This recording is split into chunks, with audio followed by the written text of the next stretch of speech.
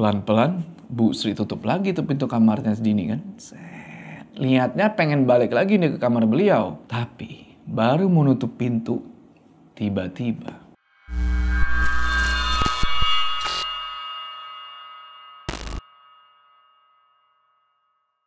Assalamualaikum teman-teman, balik lagi sama gue. Apa kabar kalian semua? Semoga kalian semua menonton video ini diberikan kesehatan, dilancarkan rezeki, dan selalu dimudahkan urusan saya, dan selalu dilindungi segala bahaya di dunia ini. Oke, kita bakal lanjutin lagi nih cerita Ngunduh Jiwo dari Restu Wiraatmaja. Kalau di part sebelumnya kita tahu nih, ada satu desa yang namanya itu adalah Desa Tejo Kromo. Dimana di desa ini selama 1 tahun terakhir itu udah ada 8 korban wanita. Yang anehnya, wanita-wanita yang jadi korban ini adalah wanita yang baru menikah gitu loh. Atau istilahnya pengantin baru. Nah, kita ngikutin perjalanannya Pak Sumardi sama Bisumi nih. Dimana mereka berdua ini adalah petugas desa. Yang tugasnya itu ngurus pernikahan atau kematian. Sampai suatu hari mereka dapat tugas nih buat ngurus kematian korban ke-8 itu. Dan pas ngurus kematian si perempuan itu, banyak hal janggal terjadi. Salah satunya adalah si perempuan ini badannya meringkuk cuy. Dan itu susah banget buat dilurusin. Dan malamnya setelah mandiin itu jenazah, Bu Sumi kedatangan nih di rumahnya sosok yang gak diduga-duga. Yaitu ya yang tadi pagi beliau mandiin jenazah itu. Nah, ada apa sebenarnya di desa itu? Di part 2 ini kita bakal coba kulik nih lebih dalam. Udah ya, kita nggak usah lama-lama lagi. Udah siap? Mode horor act.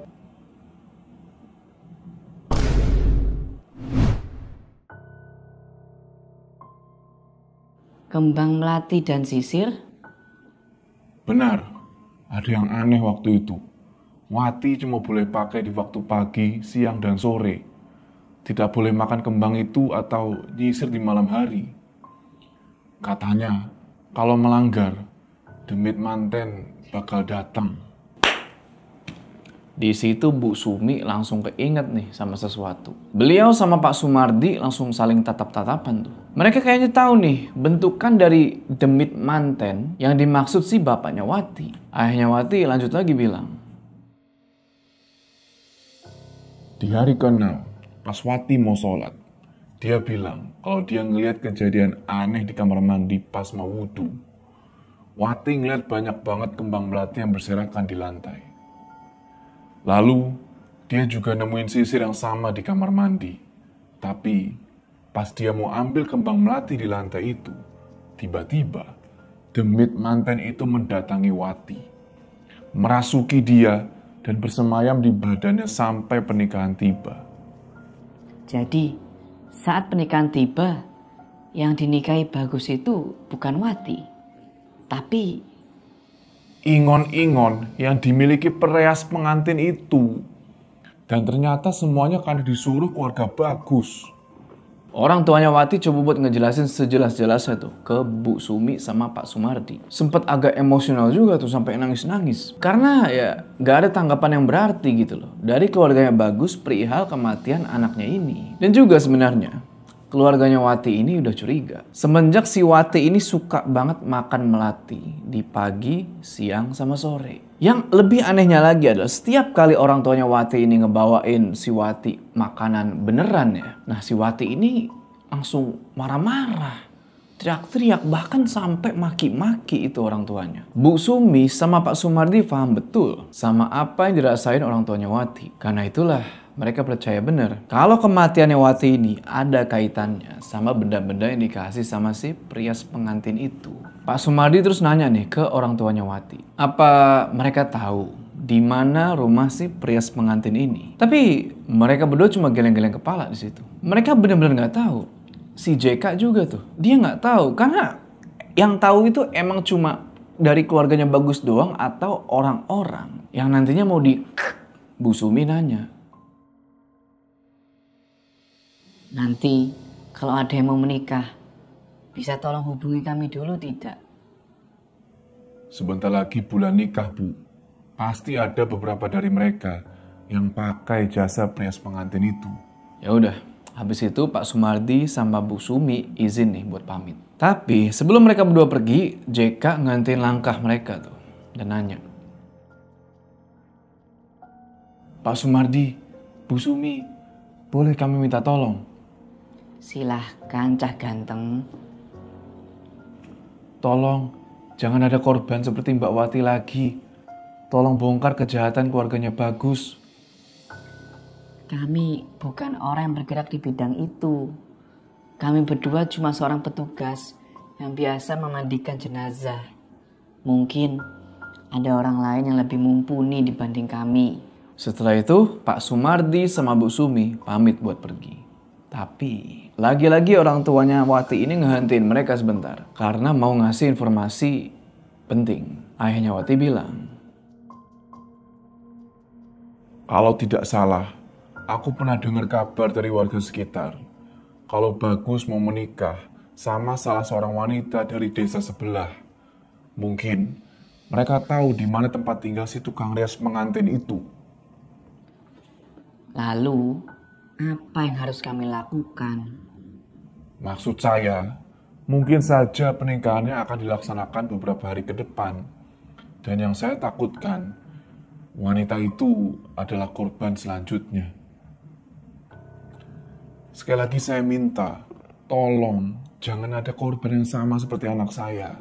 nggak dengar itu, Bu Sumi sama Pak Sumardi cuma ngangguk. Mereka berdua emang ya rencananya pengen ngehentiin hal itu. Tapi mereka butuh satu orang nih yang mumpuni. Matahari udah mulai tenggelam tuh. Udah mau masuk maghrib. Warga-warga di desa itu udah pada pulang tuh ke rumahnya masing-masing. Termasuk Pak Sumardi sama Bu Sumi. Di rumah, Pak Sumardi bilang ke istrinya. Besok kita harus ke desa sebelah. Bapak yakin mau ke sana? Kalau pelakunya tidak ketemu, terus siapa yang bisa ngentiin dia? Akhirnya di situ Bu Sumi sepakat nih sama rencananya Pak Sumardi. Dan di situ mereka istirahat, siap-siap buat besok paginya berangkat ke desa sebelah.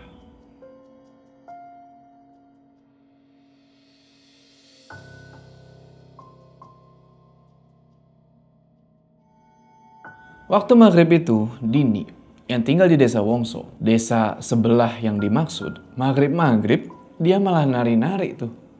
Nari-nari di dekat kamarnya sambil nyanyi lagu yang biasa dipakai buat nyambut pengantin Jawa. Orang tuanya Dini, Pak Terjo sama Bu Sri, ngerasa aneh dong. Ngelihat kelakuan anaknya yang nggak biasa kayak gitu. Pak Terjo nanya, "Kamu kenapa, Nduk?" Di situ Dini senyum dan dia bilang, Aku ini lagi bahagia, Pak. Sebentar lagi bulan pernikahan akan tiba. Pak Terjo sama Bu Sri cuma diem aja tuh. Pas si Dini ngomong kayak gitu. Habis itu si Dini narik tangan ibunya tuh. Ngajak beliau buat ke kamarnya. Ditarik tuh tangan ibunya ke dalam kamar. Dan dibawa ke depan cermin yang ada di meja rias. Dini bilang, Bu, aku cantik kan? Iya, Nduk. Kamu cantik. Sebentar lagi aku mau dinikahi sama pria kaya, ganteng, dan cinta sama aku. Aku gak sabar, Bu. Kamu waras kan, Dok? Kamu gak lagi kepelet atau apa kan? Kok kamu aneh gitu? Ibu, aku lagi bahagia. Aku lagi seneng. Aku mau nari dan ngaca, Bu, setiap hari. Wes, Nduk, bentar lagi maghrib. Ndak baik ngaca pas maghrib. Ayo kita sholat. di situ Dini nyuekin kata-kata ibunya. Dia malah tetap ngaca tuh sambil senyum-senyum sendiri. Habis itu Bu Sri keluar kamar nih. Dan dia langsung ngambil air wudhu tuh di kamar mandi. Dan di situ beliau ngerasa aneh. Beliau ngerasa ada yang gak beres sama anaknya ini. Karena Dini gak biasanya kayak gitu. Dia itu selalu nurutin kata-kata orang tuanya. Apalagi kalau diajak sholat bareng. Tapi ya di situ Bu Sri nyoba buat mikir positif lah. Mungkin si Dini kayak gitu karena ya saking senengnya soalnya sebentar lagi mau nikah. Sampai di kamar mandi, Bu Sri langsung wudhu tuh. Di depan beliau udah ada satu kendi yang lumayan gede tuh. Ditaruh di deket bak mandi. Di atas dudukan kayak kursi gitu. Mulailah wudhu kan tuh, dibuka mulut kendi itu wudhu. Nah pas ambil air kayak gini, ini anehnya. Pas Bu Sri ngadahin tangan itu di mulut kendi, keluar kembang melati. Awalnya ya beliau belum curiga tuh. Beliau buang aja kembang melati itu kan. Terus dia begini lagi. Dan sama. Keluar lagi kembang melati. Begitu terus sampai itu lantai kamar mandi berserakan kembang melati. Karena penasaran, beliau cek lah tuh kan bagian dalam kendi. Beliau pengen tahu. Jangan-jangan di dalam kendi itu ya isinya kembang melati semua. Nah karena kendi itu lumayan tinggi dan gede. Bu Sri gak bisa ngintip kayak gini. Beliau mesti kayak gini ngambilnya. Mulailah tuh beliau masukin tangannya kan kayak gini ke dalam kendi. Masukin tuh raba-raba kayak gini kan. Tapi yang dia rasain itu bukan kembang, tapi kayak rambut. Bu Sri angkat tangannya tuh kan. Dan bener aja. Udah ada beberapa helai rambut tuh nempel di jarinya. Makin penasaran dong beliau. Beliau masukin lagi tuh tangannya ke dalam kendi. Dan sekarang lebih aneh lagi. Pas beliau masukin lagi tangannya ke kendi itu, yang dirasain sekarang itu kayak megang muka. Ada mulutnya, ada hidungnya, ada kuping, ada mata. Dan pas megang mulutnya itu, pegang gitu kan, Bu Sri yakin betul kalau itu posisi mulutnya lagi nganga, lagi begini. Karena nggak percaya, langsung beliau tarik tuh tangannya kan keluar dari kendi. Beliau tarik nafas sebentar tuh kan, sambil merhatiin ke sekitaran. Dan karena masih penasaran, Bu Sri masukin lagi tuh tangannya ke dalam kendi. Sambil kakinya agak jinjit karena posisi kendi itu gede dan agak tinggi. Pas tangan beliau itu meriksa ke seluruh bagian kendi, lagi-lagi sama. Yang beliau rasain di tangannya itu kayak muka orang, kayak kepala gitu loh. Ada kuping, mata, hidung, sama mulut. Dan mulutnya itu kondisinya masih sama. Nganga. Dan kali ini pas Bu Sri sentuh makin dalam tuh bagian mulutnya kan sampai kena gigi, lidah segala macem. Itu mulut tiba-tiba nutup. Kaget di situ Bu Sri kan, dia langsung tarik tangannya di dalam kendi. Dan karena saking paniknya narik itu tangan, kendinya ikutan jatuh. Jatuhlah tuh mereka berdua ke lantai. Di situ beliau pingsan. Karena ngedenger suara itu, Pak Terjo sama Dini langsung lari tuh ke kamar mandi. Dan mereka kaget bukan main. Ngelihat Bu Sri yang udah geletak di lantai sama kendi yang udah berantakan. Mereka berdua langsung ngebawa Bu Sri itu ke kamar. Dan pas dicek, ternyata kepalanya Bu Sri itu agak memar. Ya mungkin gara-gara kena kendi tadi kan. Gak terasa, udah 1 jam tuh. Mereka berdua tungguin Bu Sri sampai sadar. Dan akhirnya beliau sadar juga. Bu Sri langsung minta sama suaminya tuh buat disenderin di kasur. Habis itu beliau minum teh buatannya Dini, terus ditaruh di meja. Bu Sri terus megangin kepalanya tuh kan gini kan. Bener aja, kepalanya sakit gara-gara kejadian tadi. Di situ Dini nanya, Bu, ibu nggak apa-apa kan? Masih sakit nggak?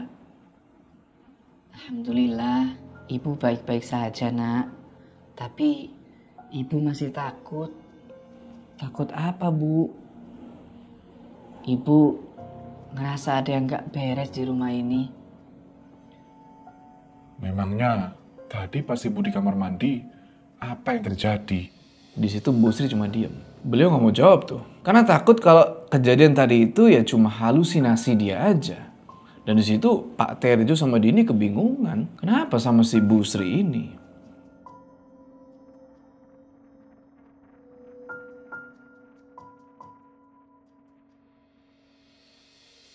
Pagi harinya, Pak Terjo kayak biasa. Ngelakuin aktivitas sehari-harinya sebagai petani. Cuma kali ini beliau cuma ditemenin sama Dini. Sedangkan Bu Sri, beliau lebih milih buat di rumah dulu nih sendirian. Istirahat mulihin diri gara-gara kejadian kemarin. Nah, sebelum pergi ke sawah, inget kan? Sama apa yang Dini mesti lakuin setiap pagi? Iya, makan kembang sama nyisirin rambutnya pakai sisir itu. Waktu itu pintu kamar sengaja tuh dia buka lebar-lebar. Supaya nanti kalau Pak Terjo manggil, Dini bisa langsung keluar tuh. Nggak pakai buka pintu lagi. Oke, makan kembang udah, sekarang nyisir nih. Nah, pas lagi ngaca gitu, tiba-tiba dari pantulan cermin yang ngarah ke luar kamar, Dini ngeliat, set. kayak ada sosok perempuan pakai pakaian ala pengantin jalan tuh ngelewatin kamarnya. Sontak Dini langsung balik badan tuh kan, nalok sisir dan jalan tuh keluar kamar. Di luar kamar dia nggak lihat nih si pengantin tadi, yang ada cuma Pak Terjo yang lagi nunggu di ruang tamu. Karena penasaran, Dini nanya ke bapaknya. Pak, tadi ada yang lewatin kamarku ya? Gak ada kok. Bapak dari tadi nungguin kamu di sini. Gak ada yang lewat. Orang ibu kamu juga ada di kamar. Dini cuma diem di situ. Dia cek ke sekitaran kan. Ya emang gak ada siapa-siapa lagi. Di situ nggak tahu kenapa dia langsung merinding gitu loh. Dia ngerasa ada yang aneh di rumahnya itu. Ya udahlah kan, karena Pak Terjo udah nungguin dari tadi. Dini langsung lanjut siap-siap lagi itu dan mereka lanjut pergi ke sawah. Selama Dini dan Pak Terjo di sawah, Bu Sri sendirian nih di rumah. Beliau nggak berani tuh keluar kamar semenjak kejadian di kamar mandi itu. Dan bener aja, berapa lama setelah Dini sama Pak Terjo pergi, Bu Sri yang lagi di dalam kamar samar-samar kayak ngedenger nih suara dari luar. Suara perempuan yang lagi nyanyi pakai bahasa Jawa. Merinding lah langsung kan. Secara dia sendirian di situ. Siapa yang nyanyi? Karena penasaran, Bu Sri terus keluar nih dari dalam kamar. Pelan-pelan dia buka pintu dan mulai nyamperin nih ke sumber suara itu. Diikutin sama beliau tuh. Suaranya diikutin sampai di depan kamarnya Dini. Dan di situ Bu Sri yakin kalau orang yang lagi nyanyi lagu Jawa itu ada di dalam kamarnya Dini. Pelan-pelan Bu Sri buka dikit tuh pintu kamarnya Dini. Sret.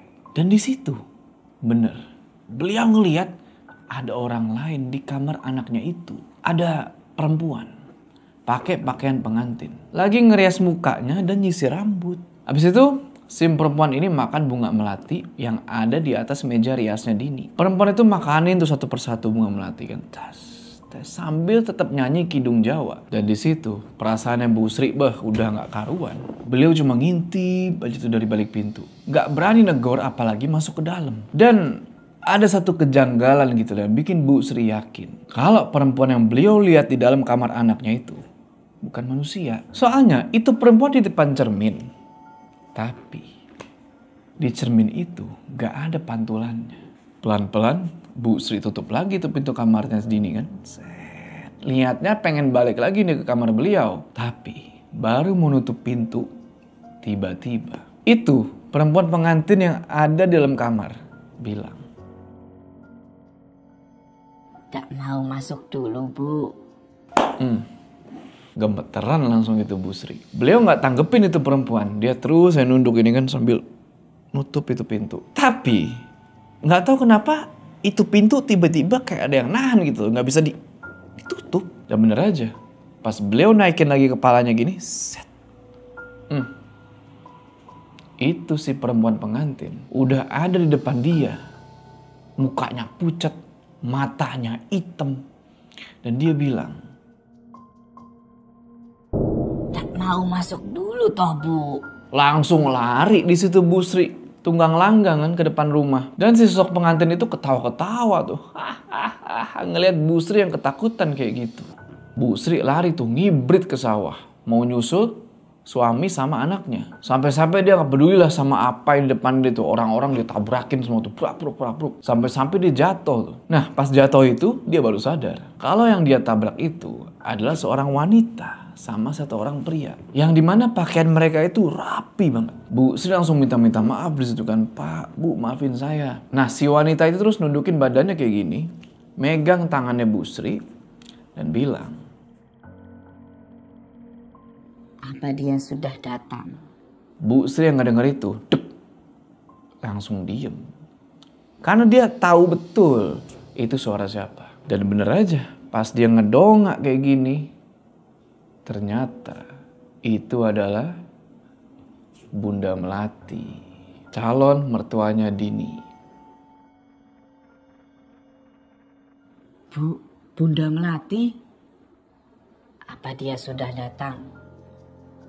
Siapa yang Bunda maksud? Bunda Melati cuma senyum ngedenger itu. Mungkin karena si Bu Sri ini dia anggap polos banget gitu ya. Tapi ya emang bener Bu Sri ini gak tahu yang dimaksud udah datang ini siapa. Akhirnya Bunda Melati ngebisikin sesuatu tuh di kupingnya Bu Sri. Dia bilang, Demit manten.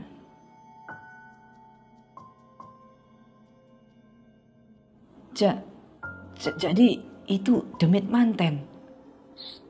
Jangan kenceng-kenceng ngomongnya. Nanti anak saya tahu. Mana Dini? Di depannya Bu Sri sekarang udah berdiri tuh Bunda Melati, Bagus, sama satu orang pria nih yang Bu Sri nggak tahu siapa. Ini laki-laki yang beliau nggak kenal, dari tadi ngeliatin terus tuh pakai tatapan yang kayak ngajakin berantem gitu. Bu Sri terus bangkit tuh dan Bagus langsung maju ke depan, nanyain keadaan beliau. Dan Bu Sri jawab tuh, "Ibu nggak apa-apa nak, makasih ya." Bu Sri terus jalan balik lagi tuh ke rumah kan sama mereka bertiga. Dan kayak biasa, kalau ada tamu, Bu Sri langsung buru-buru pergi ke dapur tuh buat nyiapin hidangan kan, nyiapin minuman sama makanan. Tapi pas ngelewatin kamarnya Dini, Bu Sri langsung keinget lagi sama sosok pengantin tadi yang sekarang udah hilang tuh nggak tahu kemana. Sempet diam sebentar tuh Bu Sri ngeliatin kamarnya Dini. Sampai akhirnya Bagus nanya, "Bu, ada apa?" Di situ Bu Sri cuma megang kepalanya kayak gini kan, nyoba buat mikir positif gitu loh. Kalau apa yang tadi dia lihat itu nggak benar. Terus Bunda Melati jalan nih, nyamperin Bu Sri yang masih diem aja tuh di depan kamarnya Dini. Bunda Melati pegang itu pundaknya Bu Sri, tek, dan dia bilang, "Aku tahu apa yang kamu takutkan sekarang. Orang Jawa bilang, kalau kamu takut sama pantangan, maka kamu juga bakal merasakan hal itu." Bu Sri nggak nanggepin apa-apa di situ. Tapi pikirannya itu jadi ngalur ngidul gitu gara-gara ngedengar kalimat barusan. Beliau terus lanjut jalan lagi tuh ke dapur. 5 menit kemudian dari dapur Bu Sri balik nih ke ruangan depan ngebawain hidangan makanan sama minuman. Dan mungkin karena agak tertekan atau agak takut gitu ya, Bu Sri bawa nampan itu agak buru-buru gitu sambil agak gemeteran juga. Sampai-sampai itu air pada tumpah-tumpahan tuh. Sambil nunduk Bu Sri bilang, "Monggo Bu, silahkan." Bunda Melati terus ngebuka tasnya tuh. Tas yang dipangku sama dia dibuka, cetek. Terus diambil dari dalam nih kantong kresek warna hitam. Yang isinya ternyata kembang melati. Kembang melati yang baunya itu nyengat banget. Jadi ternyata itu adalah cemilan paginya Bunda Melati. Harus pakai kembang itu sama kopi hitam. Dia bilang, "Kopi hitam ini udah kayak jantung saya. Nah kalau bunga melati ini udah kayak darah yang ngalir di badan saya. Saya harus makan dan minum ini setiap pagi." Lu bayangin kayak apa tuh lambung wanginya. Tapi Bagus sudah gak heran lagi sama ibunya itu. Karena emang setiap pagi itu makanannya. Nah selagi para tamu itu nyantap hidangan yang tadi disuguhin sama Bu Sri, beliau izin nih buat pergi ke kamar mandi. Tapi belum aja si Bu Sri ini berdiri dari duduknya, tiba-tiba Bunda Melati ngomong kayak gini, "Kalau bukan jiwamu yang terikat, maka sukmamu yang terjebak. Tidak sopan sekali kamu ninggalin tamu yang lagi nyantap hidangan." Bu Sri bodo amat lah sama kata-katanya Bunda Melati barusan. Dia tetap jalan tuh ke belakang rumah. Ya karena emang juga dia ini sebenarnya nggak ada urusan yang penting gitu lah hari itu sama si Bunda Melati. Dan samar-samar Bu Sri ini nggak denger Bagus ngomong sama Bunda Melati. Kurang lebih kayak gini, "Bunda, aku minta tarik sumpah serapah itu. Bu Sri kan mau jadi mertuaku." "Kamu salah anakku. Dia hidupnya ndak akan lama lagi." Di situ Bunda Melati perhatiin kamarnya Dini. Dan di situ Bagus ikut merhatiin juga. Dan gak lama dari dalam kamar itu kedengaran suara gemerincing tuh. Gelang pengantin yang kayak sengaja dibunyiin. Bagus makin takut di situ karena suara gemerincing itu makin kedengaran jelas. Dia yakin kalau bentar lagi bakal keluar sosok yang pernah ngerasukin 2 istrinya dulu. Pelan-pelan dari kamarnya Dini nih mulai kelihatan jelas tuh tangan, jari-jarinya itu, terus kukunya panjang-panjang banget keluar tuh dari pintu, disambut sama suara jering. Dan gak lama kemudian muncul nih sosok demit manten yang dimaksud, yang mukanya itu kayak orang yang seumur hidupnya tuh kagak pernah seneng gitu. Muka yang ngebuat Bagus inget sama korban pertama dari praktek yang dilakuin sama ibunya sendiri. Korban itu namanya Rahayu. Sosok itu terus noleh ke arah Bagus dan ngeliatin dia seakan-akan udah kenal banget nih sama Bagus. Habis itu, sosok demit manten ini mulai jalan ke arah belakang. Kayaknya ada sesuatu yang mau dia lakuin. Yang tentunya itu udah pasti atas perintah Bunda Melati. Di situ Bagus langsung maju tuh. Dia pengen ngehentiin si sosok demit manten ini. Tapi Bunda Melati langsung ngelarang di situ. Dan dia bilang, sekarang kamu boleh pilih. Siapa yang kamu mau selamatkan? Bu, ini udah kelewatan. Dini atau ibunya? Dah, Bagus nggak bisa ngapa-ngapain lagi di situ. Dia cuma diem tuh karena ya mustahil buat ngehentiin ibunya ini.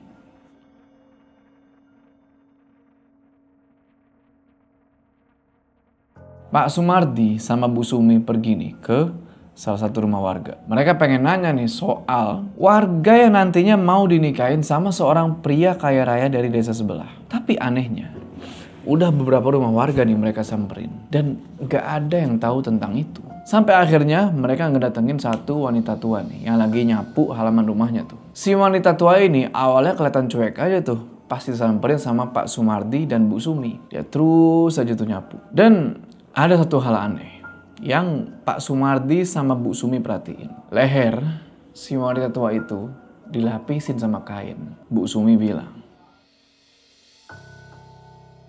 Misi Mbah, mau tanya soal perempuan yang mau jadi pengantin di desa ini.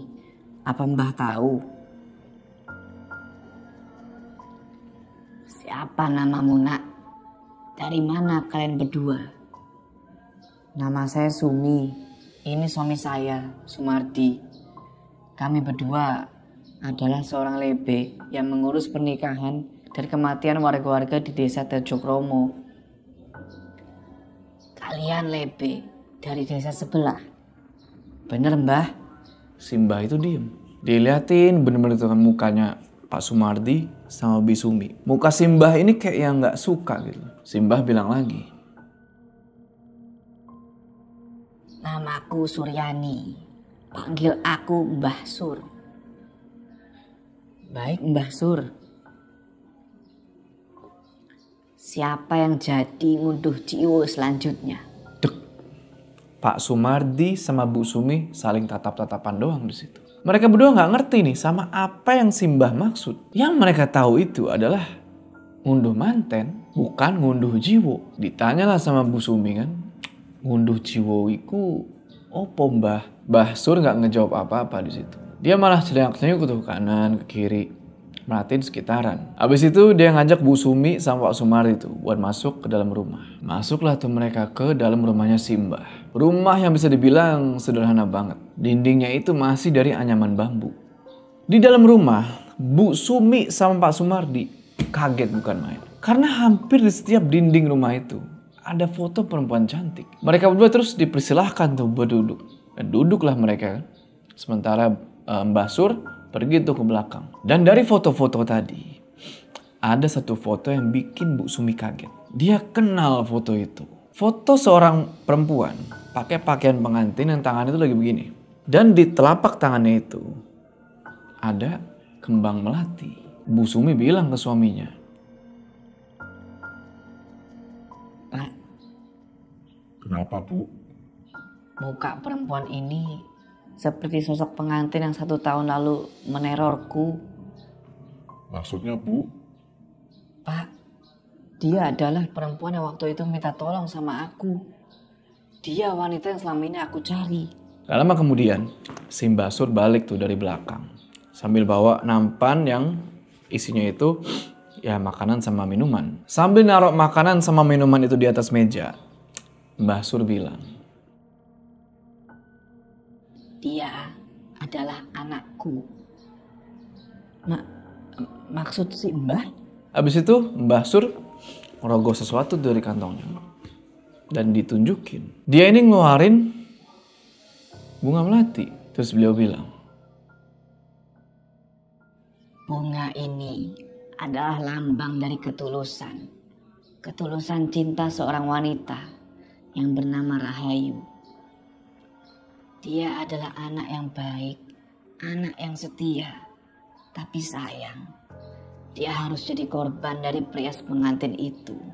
Di situ Mbah Sur cerita kalau awal mulanya terjadi ngunduh jiwo adalah pas anaknya Mbah Sur yang bernama Rahayu itu didatengin sama 4 orang yang gak dikenal. Dan 4 orang ini bermaksud buat ngejadiin Rahayu itu menantu mereka. Nah, 2 dari 4 orang ini punya ikatan darah. Sisanya bukan pasangan suami istri, tapi cuma pasangan yang dijadiin wadah ritual lah istilahnya. Mereka minta aku buat mengikhlaskan Rahayu supaya bisa dipersunting sama seorang pria yang bernama Bagus. Mbah Sur waktu itu nggak kenal sama 4 orang itu. Yang dia tahu, salah satu dari mereka itu bisa dibilang orang yang punya nama lah di desa Tejokromo. Dan sekarang Mbah Sur udah tahu kalau yang dimaksud punya nama itu adalah Bunda Melati. Orang yang punya usaha rias pengantin itu. Awalnya ya Mbah Sur nggak serta-merta ngasih anaknya gitu aja. Tapi Bunda Melati ini ngasih penawaran dan janji-janji yang bisa dibilang cukup wow gitu ya. Dimana nanti kalau Rahayu udah nikah sama Bagus, Bunda Melati bakal jamin kesejahteraan mereka tuh.